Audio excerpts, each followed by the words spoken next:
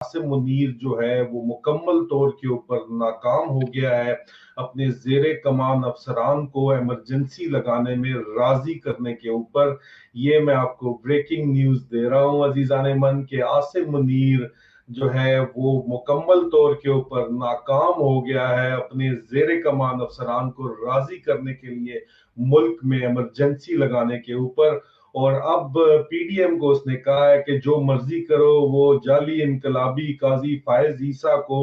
Chief justice of Pakistan फौरन से पहले लगा दिया जाए।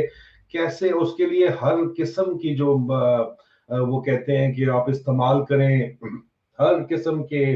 हरबे जो है उनको इस्तेमाल करने का कहा गया है, इजाजत उसने जरूर दी है, लेकिन उन हरबों के अंदर इमरजेंसी तो इसने खुद लगानी थी, तो उसके अपने ज़ेरे कमान अफसरान राजी नहीं है।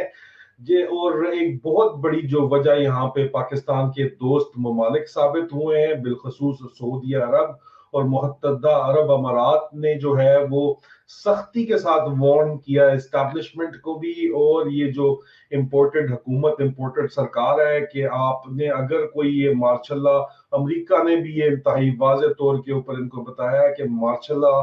या इमरजेंसी आपने लगाई तो आप जो है उन मुल्क में अदम इस्तेकाम हो जाएगा,